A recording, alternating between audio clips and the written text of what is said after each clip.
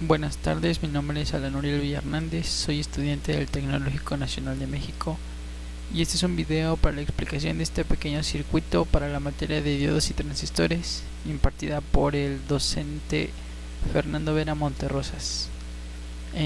Pues este pequeño circuito está conformado por un transistor, en la simulación es un transistor virtual. En el caso práctico que realizaremos más tarde será un transistor BC548 con una beta de 190.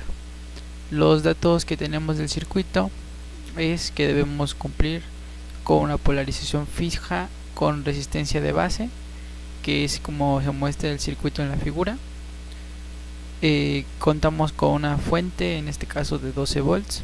Conocemos también el voltaje de la base a emisor, que es un diodo, en este caso sería 0.7 volts. Tenemos una resistencia de base de 1 mega ohm, una resistencia de colector de 2.7 y una resistencia de emisor de 1 kilo ohm. Podemos calcular en este caso nuestra corriente de base, eso ayudándonos de la siguiente fórmula, que es voltaje de la fuente menos el voltaje de base emisor sobre la resistencia de base más la beta más 1 por la resistencia de emisor, dándonos como resultado una corriente de base de 9.48 miliamperios. También de la siguiente manera podemos calcular la corriente del colector, que es igual a la beta del transistor por la corriente de base. En este caso será la beta de 190 que nos daban en los datos por 9.48 nanoamperios, que es la corriente de la base, dándonos esto una corriente de colector de 1.80 miliamperios. Podemos obtener, una vez con los datos obtenidos anteriormente, el voltaje de colector emisor, que va a ser igual al voltaje de la fuente menos la resistencia de colector más resistencia de emisor por la corriente de colector, quedándonos de la siguiente manera: 12 voltios menos 2.7 kilo ohms más 1 kilo ohm por 1.80 miliamperios, dándonos un resultado de 5.34 voltios de voltaje colector emisor. Con esto podemos concluir que el punto de operación de nuestro transistor se va a encontrar en 5.34 voltios con 1.8 miliamperios. Podemos calcular de igual manera el voltaje en cada una de nuestras entradas o salidas, como pueden ser el colector, la base y el emisor, con las siguientes fórmulas.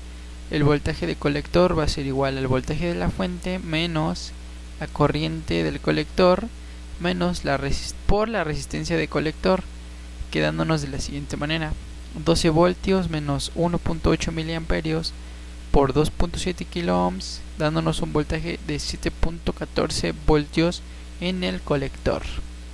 En la base tenemos la fórmula de voltaje de la fuente menos la corriente de base por resistencia de base, dándonos un resultado de 2.52 con los datos previamente obtenidos.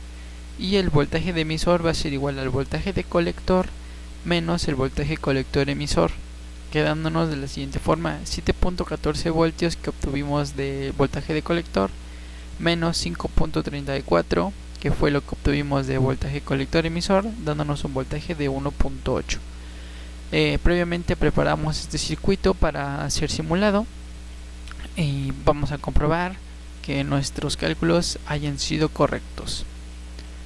Tenemos aquí en el multímetro número 6 el voltaje de colector emisor, que nosotros calculamos con 5.34, aquí nos da 5.37, que es muy aproximado. Tenemos una corriente de base de 9.48 nanoamperios, correcto, nos acercamos mucho, unas pequeñas milésimas. Una corriente de colector de 1.8 que calculamos nosotros, aquí es 1.7, nos alejamos un poquito pero no tanto, y una corriente de base de emisor que diga de igual de 1.79, nosotros calculamos 1.80. Estamos bien dentro de los cálculos. Ahora vamos a calcular, vamos a comprobar que los cálculos que hicimos de los voltajes de cada uno de los elementos del transistor, como son base, colector y emisor, hayan sido correctos. En nuestros resultados tenemos que en nuestro colector habrá 7.14 voltios, aquí tenemos 7.17 voltios, está muy bien, se aproxima mucho. Las diferencias son muy pequeñas, así que podemos decir que son despreciables. El voltaje de la base nos dio 2.52, aquí tenemos 2.58, perfecto. Y el voltaje del emisor iba a ser 1.8 voltios, aquí tenemos 1.79, por lo que podemos concluir que nuestros cálculos han sido correctos en su totalidad. A continuación podemos avanzar a la práctica, armando el circuito en un protoboard con nuestra fuente y comprobando que todo lo anterior, lo simulado y lo práctico, ha sido correcto.